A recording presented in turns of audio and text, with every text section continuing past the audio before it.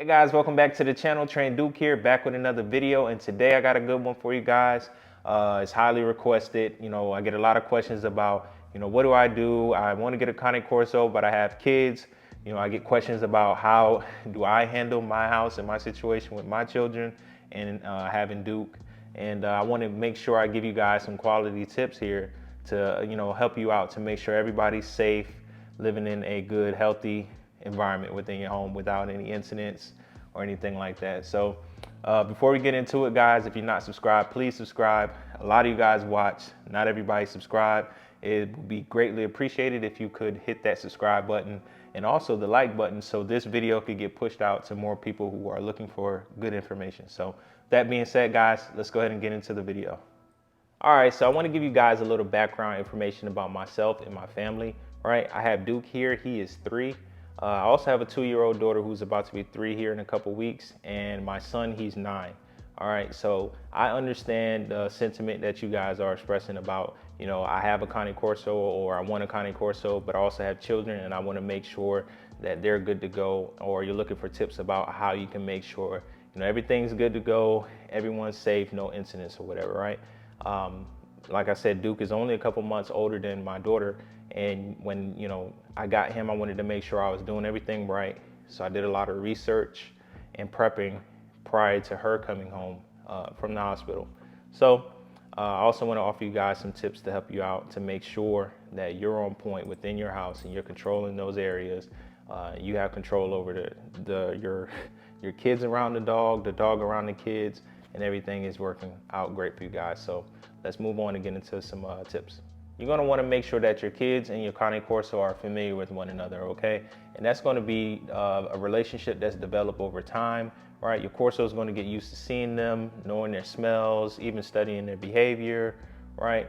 The older they get, the more familiar they'll become, right? But the sooner that you can introduce them and establish that, it helps out a lot, okay? So you get your pup brand new, you bring them home, make sure that, your kids are around and involved safely and supervised, and you'll be fine there. All right, let's move on to the next point. All right, guys, next point I'm going to discuss here is centered around respect. All right, you need to make sure you're teaching your kids to respect your Cane Corso and their space. All right, as we all know, kids do things that sometimes don't go into the smart bucket, okay? But they just don't understand. They don't know, right? And it's our job to make sure that we inform them, we educate them, and we teach them how to do things, right? Whether it's outside the house or in the house or dealing with the dog, there's no difference there. You have to be on top of your game, okay? So if you got older kids, you teach them, boundaries, things to do with the dog, things that you shouldn't do with the dog. And it's a little more difficult with the younger ones because they just don't understand, right? That information is just not going to really stick immediately. So you have to be on top of your game. You have to be watching them. If you got a little one running around like me, you always want to make sure you're doing things like supervising playtime, right? If the kids are out playing in the house and the dog is out, all right, make sure you're there supervising that, right? You don't want to be in a situation where, you got a Corso, has a high prey drive, the kids are throwing the ball in the house and running, and then, the Corso wants to get involved in the action too. He jumps up and runs and all this other stuff. You don't want that stuff.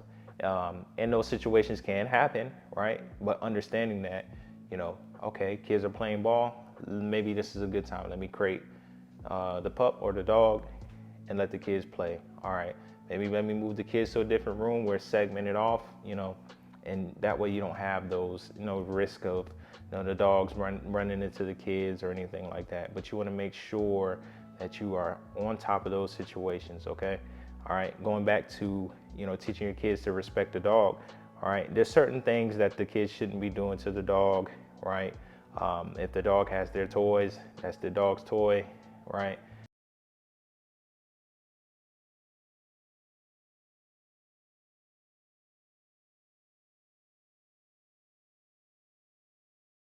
They're very big dogs, right? They're not ponies, okay? So, I've seen some videos before with, kids getting on top of the dog and, whatever the case may be. Stuff like that will lead to, an injury, all right? And we don't want that because they have a high tolerance level. They're very intelligent. They understand, but they can only take so much before they're gonna defend themselves. And I don't know, that could be in the form, let's say, of a nip, a growl, or whatever the case may be. But it's on you to make sure that you're aware of those cues. You're watching that the kids aren't pressing the issue, right? They understand, okay, this is the dog, this is his space, and they respect that. Okay, just how you teach, you would train your dog. You're so excited about want to train them and teach them things. You must, okay, you must teach your kids how to interact with and around your dog. Okay, let's move on. Hey guys, I hope you're enjoying the video. If you're looking for tips to help properly socialize your dog, head over to trainduke.com, where you'll find our Trey and Duke dog socialization guide. It is a complete ebook that gives you all the steps that you need for all dogs of all ages through all phases to help you properly socialize your dog. Also available on trainduke.com, we have items such as the Handsome Duke mug.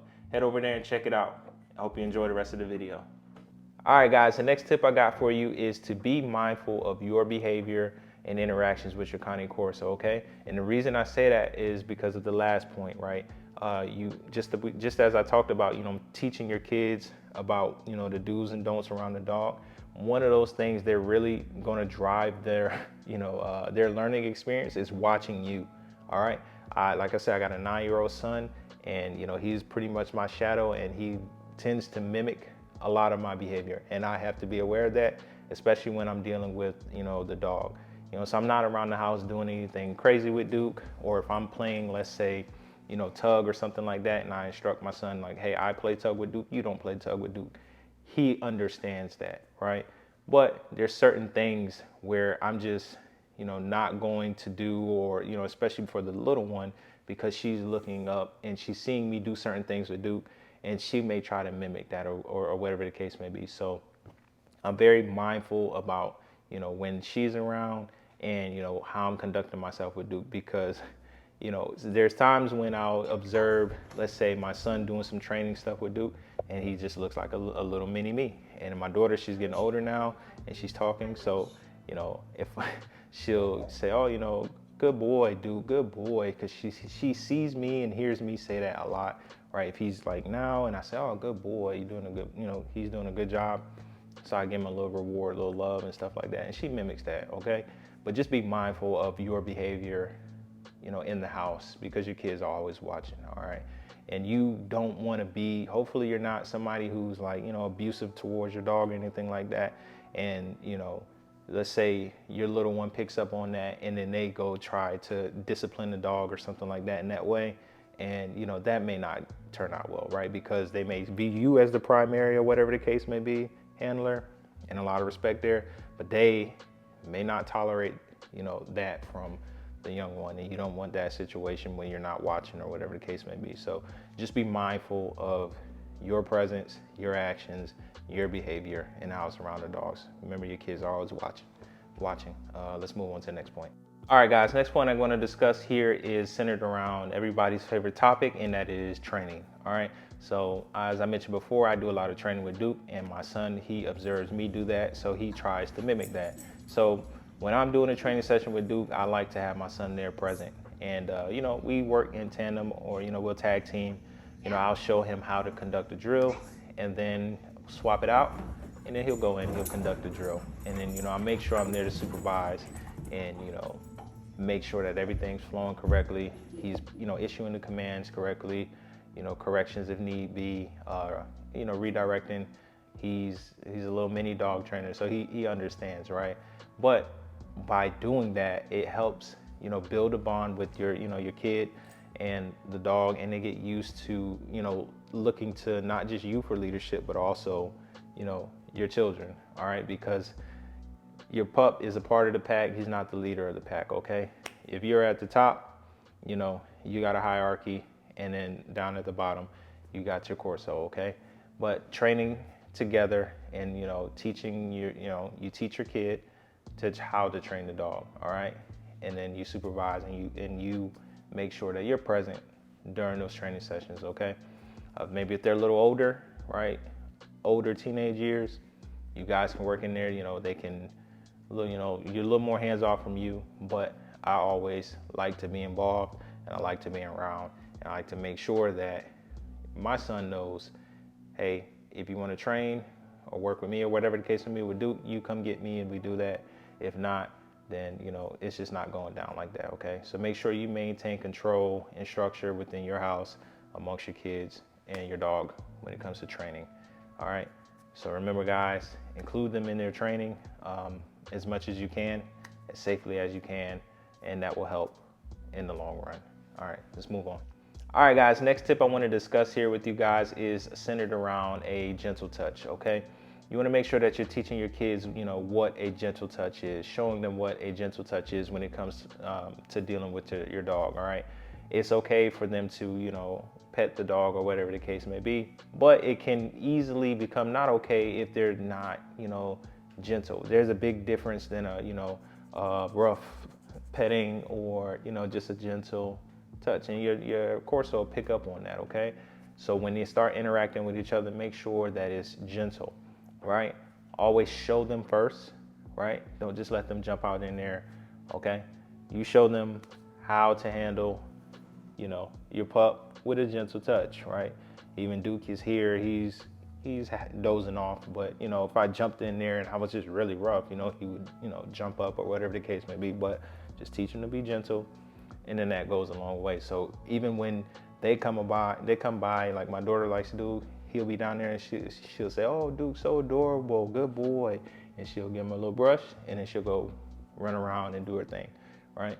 But she's only two, and she picked up on that by watching me. Okay, I can't just sit there and just tell her and then, oh, she's gonna get it right. She learned that strictly from just watching me and how I deal with Duke. Okay, so that goes back to earlier point. Make sure you're aware of how you're conducting yourself, especially with the younger ones, because they're watching and they're going to learn from you. All right, so just remember, teach them a gentle, to be gentle, and in turn, they'll be gentle with them as well. So let's move on. All right, guys, next thing I want to highlight here is that the Cane Corso is indeed a guardian breed, and they will protect you and your family. All right, that's a great thing, but you really need to have a good understanding of what that means and how their natural instinct could lead to problem areas in the house with the kids, right? And what I mean by that is, sometimes dogs tend to resource guard. All right, if you don't know what resource guarding is, I recommend that you do some diligent research so you have a good understanding about what that looks like, and you're able to identify it if you happen to observe it in your house. All right, you identify it, you correct it, and then you make sure you stay on top of it so you don't have that issue. When it comes to resource guarding, a scenario that could happen with your kids that is very real, that can turn dangerous really quick, is, let's say your dog doesn't really have a good understanding about what his toys is and what's not his toys, and your baby girl has a Barbie out, and the dog gets a hold of it and he's just doing his thing, he's chewing on it, right? Like I said before, I have a a 2 going on 3-year-old daughter, and she doesn't understand share, right? So everything is mine, mine, mine, mine, mine. What happens when dog has Barbie is hers? She goes to reach for it, mine, mine, right? And you have an issue with resource guarding, right? That can become very dangerous really quick, because I can tell you probably that dog will probably have a reaction. Hopefully they don't, right?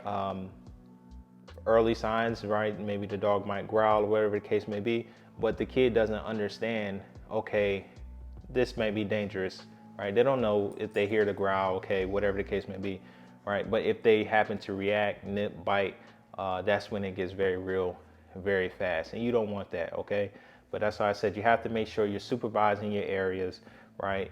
You're training your dog as much as you can, right? So they know that, okay, the Barbie's not my toy. This is what I'm supposed to chew on, or whatever the case may be, right? And that doesn't come on day one. You have to work at it, all right? Same thing on the flip side. If they're that young during that time, they should never be together alone, all right? I know people have their own philosophy or feelings about it, like, oh no, I trust my dogs and all this other stuff like that. I'll just tell you guys, just, make sure you keep them separated. And if they are together, whatever the case may be, you're there to supervise that, but you shouldn't just leave them upstairs and you're downstairs doing whatever the case may be, okay? Take the time, create your Corso or put them in a different area, segment it out, and then you have your kid or whatever somewhere else within the house. And then, you know, you keep that until they both get older and they both are able to have a good understanding, right? So stay on top of that, guys. Supervise those areas, understand the type of dog you got, understand their behavior, understand their natural instinct, and that will help you out a lot. All right, let's move on. All right, guys, hopefully those tips were helpful and answered a lot of your questions that you had centered around, you know, having a Cane Corso and having kids, and what tips could you, you know, implement to make sure that the kids are safe and that everything is, you know, working well within your house, right? I really want to thank you guys if you made it to this point in the video. Again, like the video, subscribe to the channel. Especially if this video is helpful for you, we continue to make videos like this to help you guys out, to give you insight into, you know, Cane Corso ownership. All right, I just want to recap here to let you guys know to make sure that you are present and, you know, like I said, supervising, you know, any playtime, interactions with the kids. Be the leader in your house for your Corso and your kids, right? Show them what right looks like. Teach them how to deal with the dog, the do's and don'ts. All right, and that will lead to, you know, a successful Cane Corso ownership. Okay, keep the kids safe, keep your Corso safe, and until next time, guys, check out the video I got popping up right here, and we'll see you in the next one. Peace.